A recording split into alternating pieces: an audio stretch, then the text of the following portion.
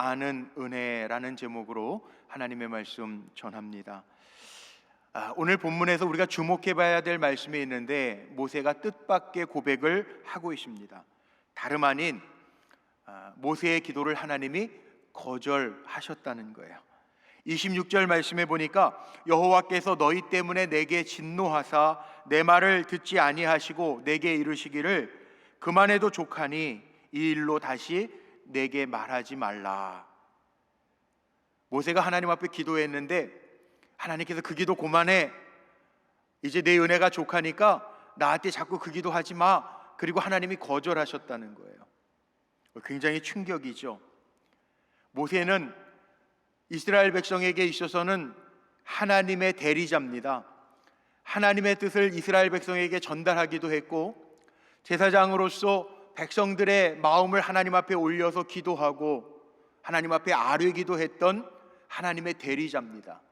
이스라엘 백성에게 있어서 모세는 정말 신과 같은 존재입니다. 그런데 지금 모세가 가나안 들어가기에 바로 앞서서 광야의 40년을 마치고, 오늘 제가 중간에 3장 1절서부터 17절까지 말씀은 건너뛰었지만 광야 40년, 다시 광야로 들어가서 광야 40년을 지나는 동안에 하나님이 함께 하셔서 이스라엘 백성은 전쟁에 능한 족속들도 아니지만 아모리 족속의 두 왕, 바산 왕 옥과 헤시본 왕 시혼 왕을 다 쳐 부수고, 이제 정말 요단 동편에서 므낫세 지파, 르우벤 지파, 갓 지파가 요단 동편을 차지하고 나서 이제 저 건너편에 하나님께서 약속하셨던 가나안 젖과 꿀이 흐르는 땅을 눈앞에 두고 가나안 땅에 들어가기 전에 모세가 40년 동안 고생했잖아요. 광야길을 걸었잖아요. 하나님이 약속하신 땅, 너무너무 좋은 젖과 꿀이 흐르는 땅이라고 그러는데, 모세가 늘 기도하던 종이니까 하나님 앞에, 하나님 저도 그 땅 좀 밟아보게 해주세요, 저도 그 땅 좀 들어가게 해주세요 기도하고 있는데 하나님이 거절하셨다는 거예요. 충격이죠. 우리 사람들에게는요, 거절 증후군이라는 게 있어요. 내가 뭘 부탁할 때 거절당하면 어떡하지? 라고 하는 염려와 근심도 있어요. 또 누구에게 거절당하면 우리가 거절당한 상처, 마음의 스크래치가 되죠. 흔적이 남아요. 모세가요, 이스라엘 백성이 볼 때에는 정말 하나님의 대리자로서 수고하고 헌신하고 이스라엘 백성을 이끌고 40년 동안 애썼는데, 지금 이스라엘 백성 앞에서 모세의 기도는 다 들으신 것으로 생각했는데 그 백성 앞에서 모세가 하나님 내 기도 거절했다고 이야기하는 거예요. 모세가 중보기도자 아닙니까? 시내산에 올라서 하나님과 40일 동안 대면하고 하나님이 친히 쓰신 돌판 2개, 법궤를 가지고 시내산에서 내려왔는데, 내려와 보니까 땅에 황금 송아지 만들어 놓고 우상 만들어 놓고 절하고 있는 이스라엘 백성을 보면서 하나님이 진노하셨는데, 모세가 어떻게 했죠?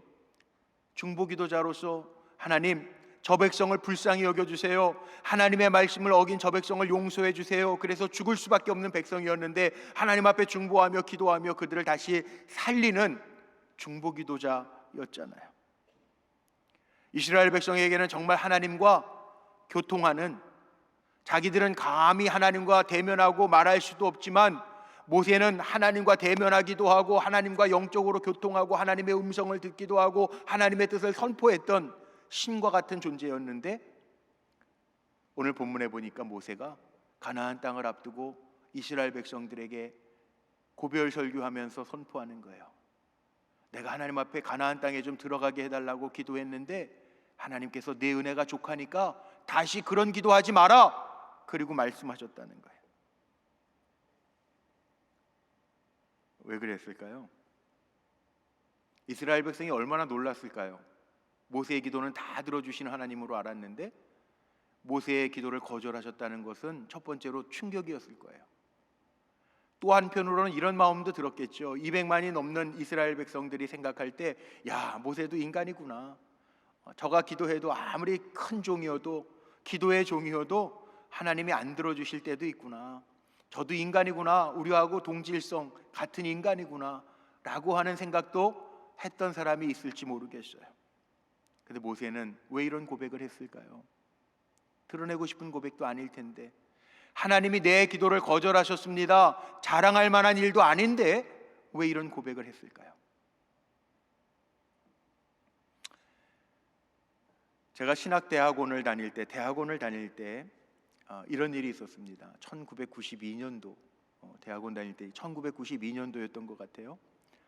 지금은 천국 가셨지만 그 영락교회 원로 목사님이셨던 한경직 목사님이 1992년도에 종교인들에게는 노벨상이라고 이야기하는 템플턴상을 미국에서 받으신 적이 있어요. 이 템플턴상은 정말 종교인들에게는 노벨상과 같은 큰 상입니다. 명예로운 상입니다. 뭐 테레사 수녀나 빌리 그레함, 세계적인 유명한 부흥사 빌리 그레함 목사님이 받았던 상이 템플턴상이에요. 그런데 그 템플턴상을 받는 영광스러운 자리, 그것도 한국인 목사로서 받는 자리에서 한경직 목사님이 어떤 말씀을 하셨냐 하면 그 시상대에 올라서 이런 고백을 하셨어요. 제가 죄인입니다. 저는 신사참배도 했습니다. 정말 하나님 앞에서는 몹쓸 죄인인데 하나님이 나 같은 종을 사용하셔서 여기까지 이르게 하셨고 오늘 이 상을 받게 되었습니다 라는 고백을 했어요. 시상식, 칭찬받는 자리, 영광을 얻는 자리인데 이런 고백을 하셔서 그때 신학대학원 다니면서 전도사님 목사님들이 이 고백을 들으면서 여러 가지 이야기거리가 되었던 적을 기억합니다.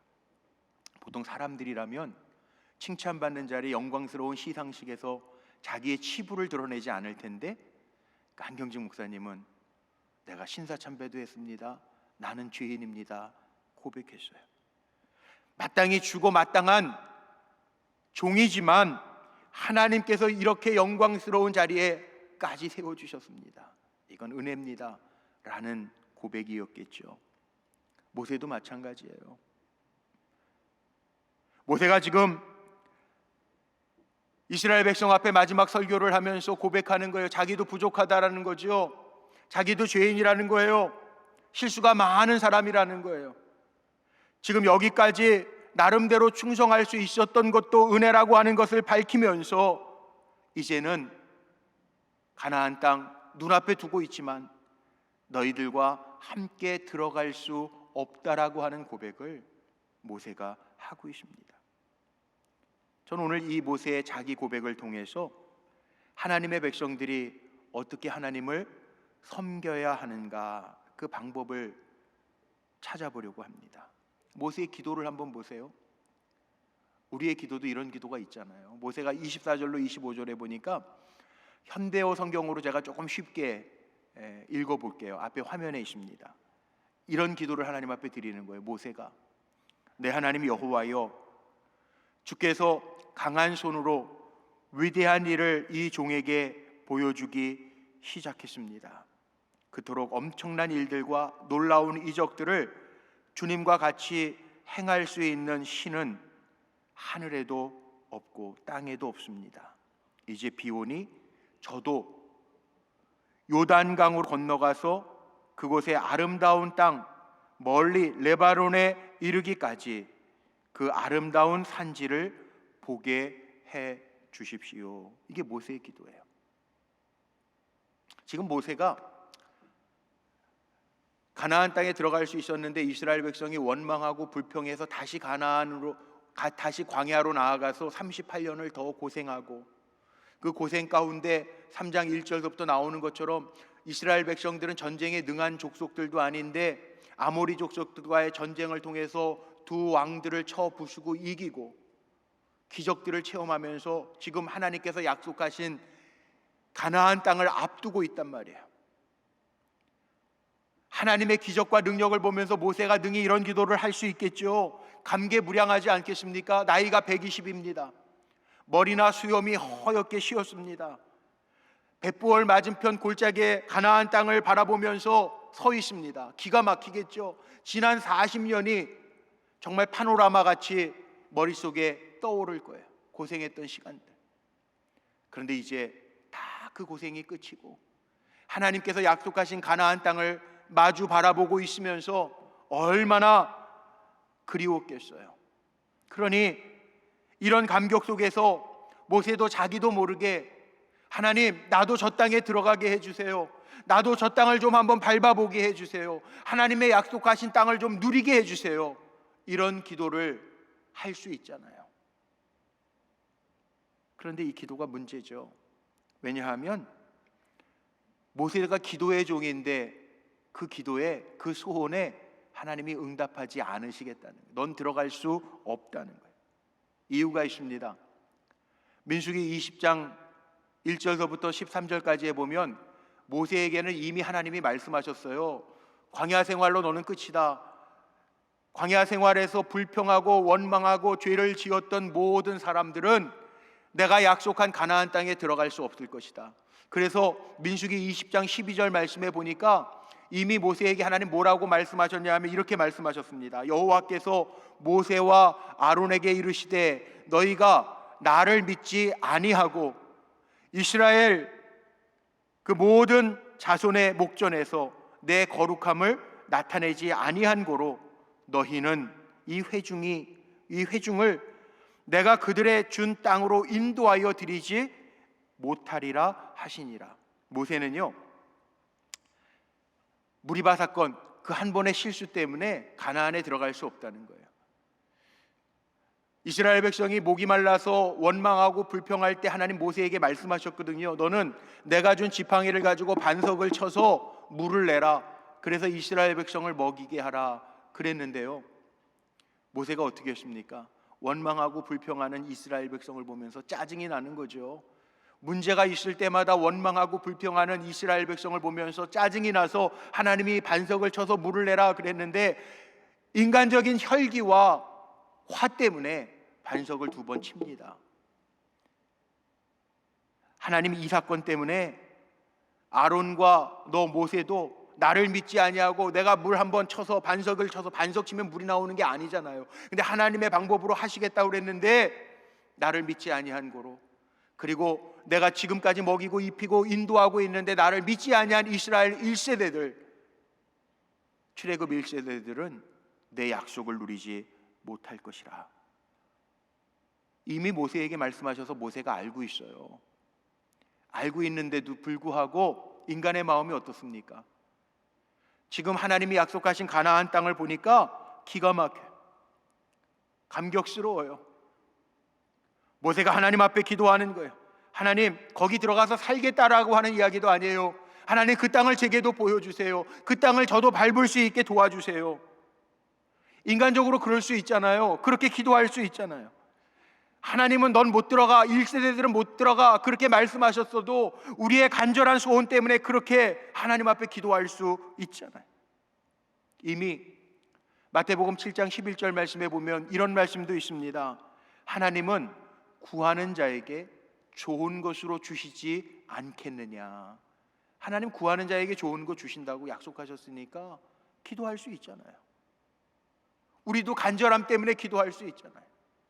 내 힘에 부쳐도, 내 실력으로 안 될 것 같아도, 내 계획대로는 안 될 것 같아도 우리도 모세처럼 기도할 때 있잖아요. 하나님, 제 간절한 소망인데요, 이거 좀 도와주세요. 이거 좀 들어주세요. 이거 좀 허락해 주세요. 기도할 때 있잖아요. 간절함의 기도가 잘못된 건 아니잖아요. 예수님도 그렇게 기도하신 적이 있습니다. 예수님도 아셨어요. 하나님의 아들로 이 땅에 인간의 몸을 입고 오셔가지고 십자가를 지실 때 겟세마네 동산에 그 주님의 기도 우리 아시잖아요. 예수님 뭐라고 기도합니까? 예수님 십자가에 지셔야 될 거 아시지만 아버지요, 만일 할만하시거든 이 잔을 내게서 옮겨주옵소서. 그 죽음의 고통이 너무나도 힘들고 심각하다라고 하는 것을 알기 때문에 인간적인 간절함으로 예수님조차도 내 아버지요, 만일 하실 수 있거든 이 잔을 내게서 옮겨주옵소서 기도하셨잖아요. 사실 우리의 기도는요, 간절함이 있지 않습니까? 간절하기 때문에 기도하는 거고, 또 내 힘으로 안 되는 거기 때문에 우리가 하나님을 의지하면서 기도하잖아요. 그것이 잘못된 건 아니죠. 때로는 하나님의 뜻과 대치가 될 수 있을지언정 우리의 간절함 때문에 기도하는 게 잘못됐다고 할 수는 없겠죠. 그러나 우리의 이 간절함 때문에 좋은 것을 구할 수 있겠지만 문제는 그 이유가 문제입니다. 예수님도 겟세마네에서 기도하실 때 그렇게 간절함을 가지고 아버지여 이 잔을 내게서 피할 수만 있으면 옮겨주옵소서 기도했지만 그 뒤에 나오는 기도가 뭐예요? 우리가 너무나도 잘 아는, 그러나 내 뜻대로 마시고 아버지의 원대로 하옵소서. 이게 기도예요. 내 고집만 부리는 게 기도가 아니라, 하나님 내 간절함은 이거지만 내 원대로가 아니라 가장 좋은 곳으로 허락하시는 아버지의 뜻대로 하옵소서. 이게 기도예요. 모세도요, 오늘 본문의 모세의 기도, 거절당했지만 하나님께서 네가 받은 은혜가 족한 줄 알고 다시 말하지 말라 말씀하셨을 때 오늘 이 기도가 다시 모세가 하나님 그래도 들여보내주세요 하고 매달리지 않습니다. 기도가 항상 우리의 원하는 소원대로만 되어지지 않습니다. 그럼에도 불구하고 우리 많은 그리스도인들은, 아니 우리도 그래요.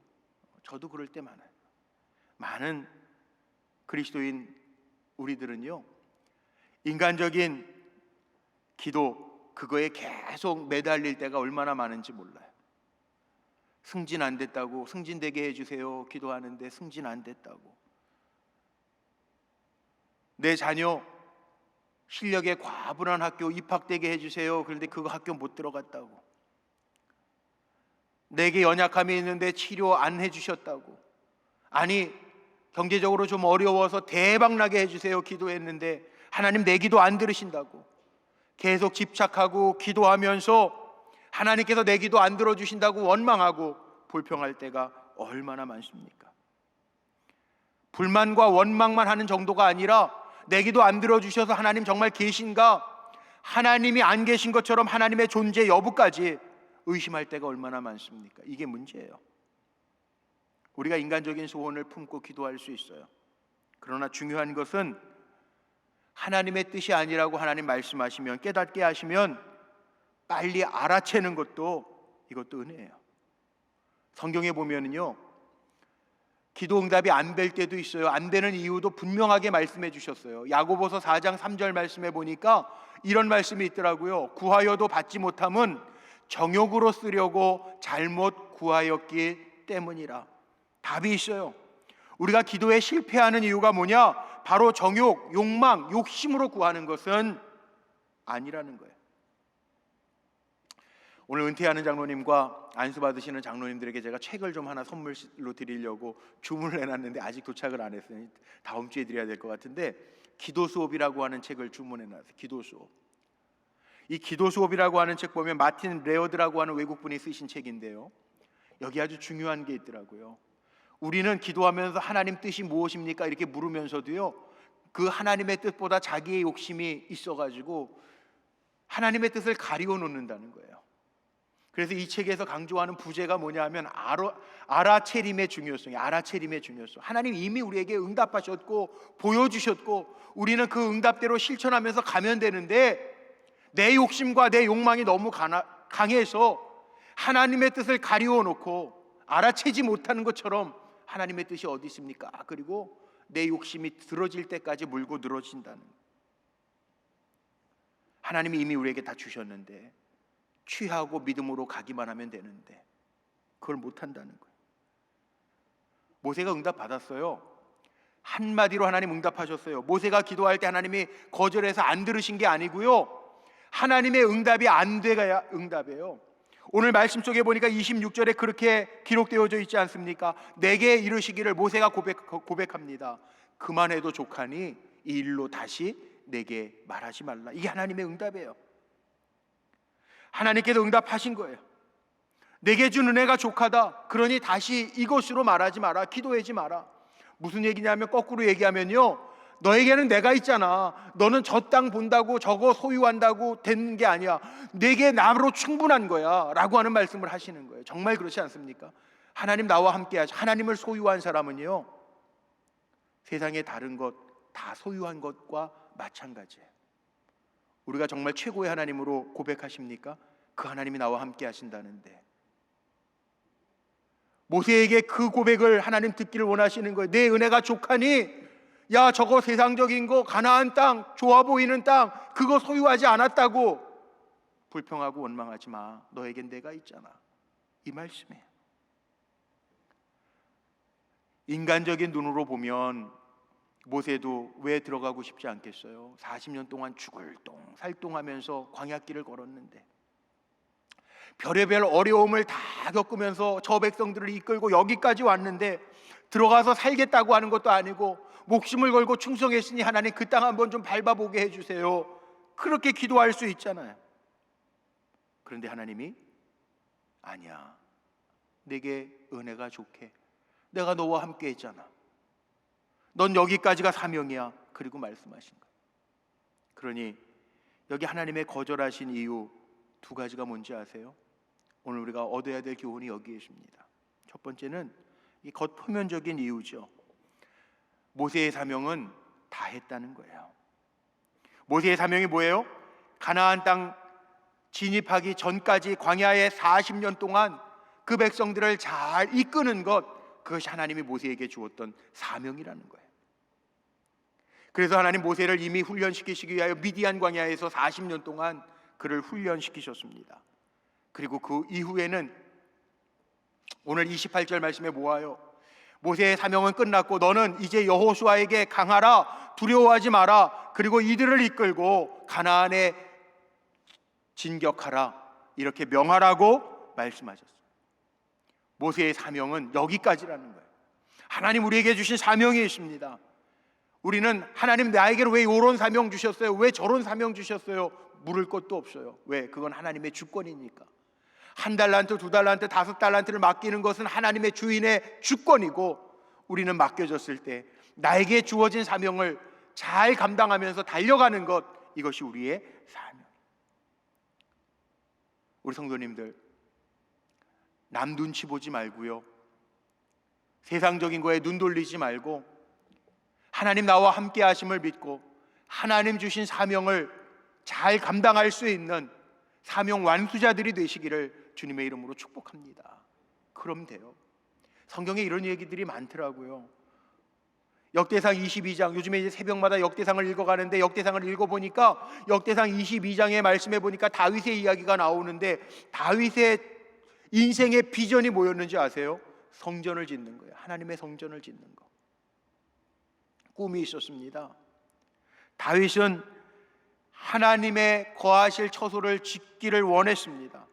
그래서 정말 다윗이 성전을 짓기 위해서 노력한 모습들이 역대상에 나오는데 너무너무 눈물겹습니다. 설계를 마치기도 했습니다. 자기가 가지고 있는 모든 것을 바쳐서 건축 비용으로 사용하기도 하고 전문가들을 시켜서 최상의 성전 건축을 위한 재료들을 모으기도 합니다. 그러나 다윗은 성전 건축할 수가 없었어요. 왜? 하나님이 허락하지 않으셔서. 오히려 그 사명을 솔로몬에게 이어가게 하죠. 역대상 22장 7절로 8절 말씀에 보면 다윗이 솔로몬을 불러가지고 이렇게 이야기하는 말씀이 나옵니다. 다윗이 솔로몬에게 이르되, 내 아들아, 나는 내 하나님 여호와의 이름을 위하여 성전을 건축할 마음이 있었으나 여호와의 말씀이 내게 임하여 이르시되, 너는 피를 심히 많이 흘렸고 크게 전쟁하였느니라. 내가 내 앞에서 땅에 피를 많이 흘렸은즉 내 이름을 위하여 성전을 건축하지 못하리라. 다윗도 하나님의 음성을 들은 거예요. 자기는 노년에 가지고 있는 모든 것을 하나님의 성전을 짓고자 하는 열망을 가지고 다 구입도 해놓고 구매도 해놓고 준비해놨는데, 솔로몬에게 불러서 나는 이것 때문에 하나님이 내 손으로는 성전을 짓지 못한다라고 말씀하셨으니 네가 내 바톤을 이어받아서 잘 감당해라, 이렇게 사명 완수자로서의, 하나님이 맡기신 사명 완수자로서의 고백을 하고 있어요. 모세도 자기 사명을 알았어요. 하나님, 인간적인 눈으로, 인간적인 마음으로 볼 때에는 가나안 땅 들어가고 싶어요, 그 땅을 밟아보고 싶어요 기도했는데, 하나님께서 내 사명이 여기까지다 라고 하는 말씀을 하셨을 때, 아, 그렇군요, 내 은혜가 족하군요, 그리고 물러설 줄 아는 사람이었다는 거예요. 자, 우리는 기도하면서 늘 점검해 봐야 될 것이 있습니다. 사람이 그렇더라고요. 뭘 이루어 놓으면 그 영광 조금이라도 좀 얻어보고 누려보고, 하나님이 받으실 영광인데 그 영광 조금이라도 한번 맛보고 싶은 마음이 인간에겐 다 있어요. 여기 우리 성도님들도 그렇죠. 자녀 잘 길러놓으면, 그 자녀가 잘 되면 하나님의 은혜였습니다. 말은 그렇게 하면서, 야, 내가 잘 길렀지, 내가 잘 정말 교육하고 내가 정말 쫓아다니면서 했지. 사람의 마음에는 다 있다는 거예요. 그 영광을 누리고 싶을 때요, 하나님 내 사명 여기까지야, 이 얘기는, 내 은혜가 내게 족하도다, 이 말씀은 내가 정말 나와 함께 하신 하나님 여기까지 인도하셨구나, 하나님 한 분만으로 만족할 수 있냐라고 하는 질문이기도 합니다. 하나님 모세를 그렇게 인도하셨다는 거예요. 속리유가 있어요. 정말 그 땅에 들여보내지 않은 모세의 기도를 안 돼 그러신 이유는 뭐냐 하면, 모세를 지키시기 위해서. 기도가 뭡니까? 아니, 이렇게 물으면 안 되겠고, 진정한 기도는 뭐라고 생각하십니까? 우리 성도님들, 기도, 진정한 기도. 모세도 기도의 사람이고 사도 바울도 기도의 사람이라고 이야기할 수 있는데, 모세가 언제 자기 기도한 적이 있어요? 사도 바울이 언제 자기 기도한 적이 있어요? 성경을 찾아보니까 모세가 자기 기도한 건 이거예요. 하나님, 가나안 땅 눈앞에 두고 있는데 저도 한번 좀 그 땅 밟아보면 안 될까요? 이 모세의 기도예요. 기도의 사람 모세도 이런 기도는 했더라고. 사도 바울도 선교를 위해서, 교회 공동체를 위해서 기도하고, 또 핍박하는 이들을 위해서도 기도하고, 또 주님의 사역을 위한 기도는 쉬지 않았는데, 사도 바울도 중보 기도자로서 기도의 사람이었는데 자기를 위한 기도가 없는 것 같은데, 고린도후서 12장에 보면 사도 바울도 딱 한 번 자기를 위한 기도한 것이 나옵니다. 뭐라고 나오냐면, 사도 바울도 자기 몸에 사단의 가시, 아마 육신의 질병이 있었던 것 같아요. 신학자들은 안질일 것이다, 아니면 간질병을 사도 바울이 앓았던 것 같다, 여러 가지 이야기가 있는데 정확하진 않습니다. 그런데 사단의 가시가 몸에 있었대요. 그래서 이것을 회복하기 위하여 사도 바울도 주님께 3번이나 간구했는데, 주님께서 내게 말씀하시기를, 내 은혜가 모세와 똑같아요, 내게 족하도다, 내 약한 가운데에서 오히려 강함이로다 라고 하는 음성을 들었다는 거예요. 바울 역시 개인적인 기도에는 내 은혜가 족하도다, 그리고 연약함을 짊어지고 평생 살았다라고 하는 이야기가 나오죠. 사도 바울은 얼마나 서운했을까요, 주님께. 왜? 명분도 있잖아요. 일평생 이방 사도로서, 전도자로서 살았는데 건강해야 될 거 아니에요. 어디 가서 쓰러지면 안 되잖아요. 그러니까, 주님, 내 몸에 이렇게 연약함이 있는데 고쳐주세요, 3번이나 간절히 기도했는데, 성경에 3번이라고 하는 얘기는 완전하게 간절히 엎드려 기도했는데, 내 은혜가 족하도다, 그리고 거절당했으니 주의 일 감당하려면 다른 사람들에게 폐가 되지 않아야 되는데 내게 받은 은혜가 크도다, 내 은혜가 너무 많아서 교만하지 않게 하려고 이 몸의 연약함을 너에게 허락했다. 와, 그런데 바울도 이 응답에 은혜로 받고 있어요. 그 가시조차 내게 주신 은혜라고 고백하고 있어요. 모세도 마찬가지입니다. 하나님 거절하셨을 때, 그래, 여기까지가 내 사명이고 내가 여기에서 더 나가면 내가 망가질 수도 있겠다라고 하는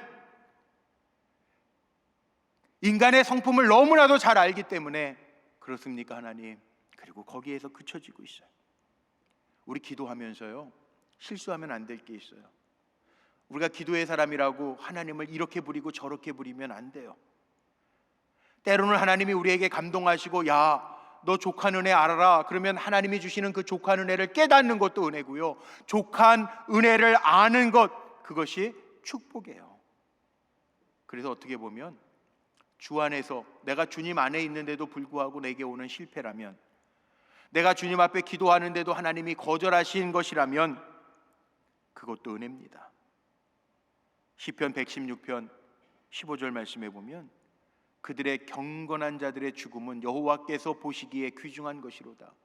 아니, 죽음까지도, 사명을 다 마치고 죽음까지도 주님이 인정하시는 거라면 그것이 귀중한 삶이라는 거예요. 공교롭게도 오늘 또 은퇴하시는 장로님들도 계시잖아요. 길게는 30여 년을 장로로 부름받고 달려오신 장로님도 계시고, 짧게는 수년 동안 장로로서 기름받고 달려오신 분들도 계세요.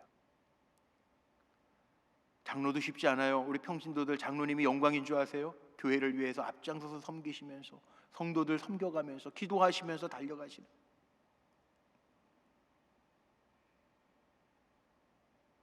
주의 사역 감당하면서 여기까지 왔는데, 사명이 맞춰질 때, 인간적인 공로가 아니라 하나님이 붙드셔서 내가 여기까지 쓰임받았습니다 고백하면서 감사할 수 있는 거, 이게 은혜라는 거예요.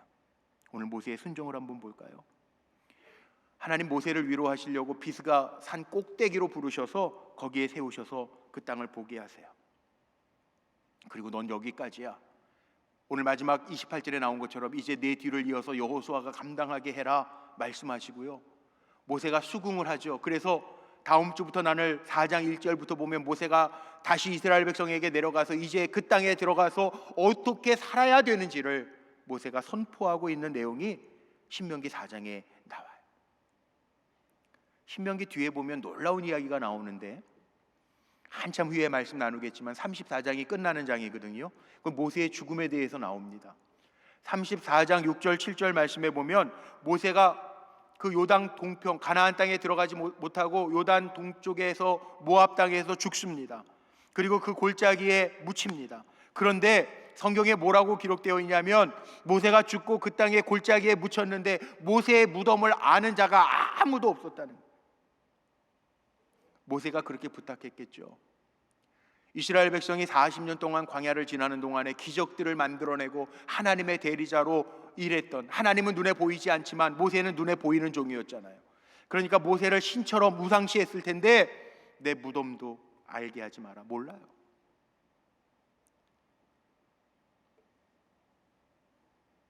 아마 모세의 무덤이 지금까지 전해졌다고 한다면 무슨 신성시화해서 관광지가 되거나 그랬겠죠. 그런데 사명을 잘 감당했는데도 불구하고 예수님이 비유로 말씀하셨던 것처럼 종이 주인이 감당하라 하는 일들 다 했다고 주인과 함께 밥상에 앉아서 먹습니까? 아니요. 무익한 종입니다. 종이 할 것을 했습니다. 고백하라고 그랬잖아요. 모세가 겸손하고 온유한 이유가 이겁니다. 위대한 일을 주님과 더불어 감당하고 자기의 모든 수고는 그치고 자기의 영광은 감추고 하나님의 영광만 드러내는 종이었다는.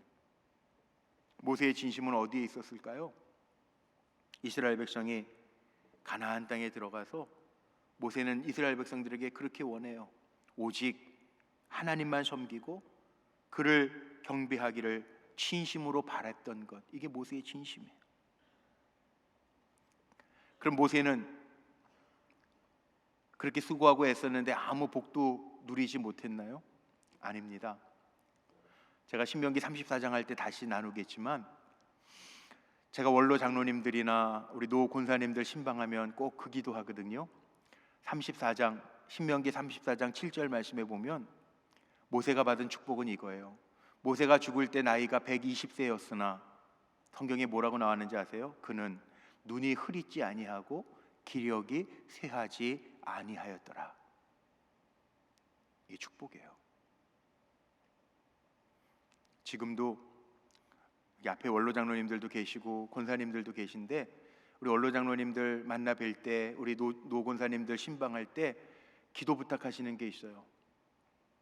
제일 어르신 장로님, 우리 교회 제일 남자로 어르신 연세 많으신 송 장로님도 제가 늘 기도하는데 기도 카드를 주셨거든요. 1번 기도가 그거예요. 하나님 나라 들어갈 때까지 몸 때문에 몸에 병 들어서 자녀 손들에게 폐가 되지 않게 하옵소서. 이게 1번 기도세요. 우리 여자 권사님들도, 연세 많으신 권사님도 저에게 그런 기도 제목을 내서 새벽 기도 그날 아침까지 잘하고 평안하게 하나님 나라 갈 수 있게. 새벽 기도를 그날 아침까지 한다는 얘기가 건강한다는 얘기잖아요. 그리고 천국 가게 해달라고 기도해 주세요 목사님, 그러시는 권사님들. 그 말씀이, 그 마음이 제가 조금은 이해가 될 것 같아요.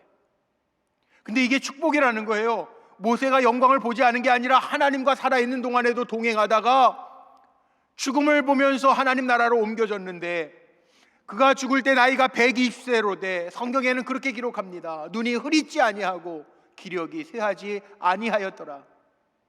사명 감당할 때까지 하나님 붙드셨다는 얘기죠. 저는 우리 성도님들을 축복합니다. 여기 원로 장로님들도 계시고 연세 많으신 권사님들도 계신데 축복합니다. 이 땅에 거하시는 동안에 눈이 흐릿지 아니하고 기력이 쇠하지 아니하고 주님이 붙들어 주시는 은혜로 가득하시기를 주의 이름으로 축복합니다. 말씀 맞춰요. 족함을 알라는 거예요. 오늘 모세의 기도를 통해서 우리에게 보여주시는 말씀에 하나님의 은혜가 내게 족하다라고 하는 것을 깨달으면 마지막 마무리를 잘 할 수 있다는 거예요. 하나님의 영광을 가로채지 아니하고 산다는 거예요. 우리가 기억해야 할 것이 있는데요, 하나님이 정말 나를 사랑한다고 믿는 분들은 염려하지 마세요. 우리에겐 족한 은혜가 있어요. 하나님 우리 구원하셨고요, 사명자로서 충성을 다할 수 있도록 우리에게 족한 은혜를 주시는 좋으신 하나님, 그 족한 은혜를 깨닫게 되면 내 입술에 불평도 없어지고 원망도 없어져요. 요즘에 우리 장로님들이 좀 편찮으세요. 원로 장로님들 우리 여기 다 보니까 이종관 장로님도 편찮으시고 유무상 장로님도 좀 편찮으시고, 오늘 못 나오셨지만 우리 김유일 장로님도 지난 주간에 수술하셔가지고 회복 중에 계시고. 근데 우리 장로님들 제가 이렇게 전화신방밖에 요즘 못 하는데 참 은혜가 되는 게 뭐냐 하면, 장로님들이 병들었다고 기도해 주세요, 낫게 해주세요, 기도해 주세요. 장로님들이 이런 장로님들이 한 분도 안 계세요. 우리 원로 장로님들도 뭐라고 고백하시냐면, 우리 원로 장로님들이 이렇게 고백하시더라고요. 지금까지 80여 년 하나님의 은혜로 살았는데 얼마나 감사합니까? 괜찮아요. 오히려 저를 위로하시는 거예요. 우리 연세 많으신 장로님들도 모세와 같은 족함 은혜를 고백하시더라고요. 멋지지 않아요? 불평이 없어요. 지금까지 살게 하신 것도 은혜입니다. 고백하시더라고요. 그렇습니다. 오늘 제가 설교 마치자마자 300장 찬송할 텐데 가사를 음미하면서 한번 불러보세요. 내 마음이 낙심되며 근심에 눌릴 때 주께서 내게 오사 위로를 하시네. 가는 길 캄캄하고 괴로움 많으나 주께서 함께하며 내 짐을 지시네. 그 은혜가 내게 족하네. 그 은혜가 내게 족하네. 이 괴로운 세상 지날 때 그 은혜가 내게 족하네.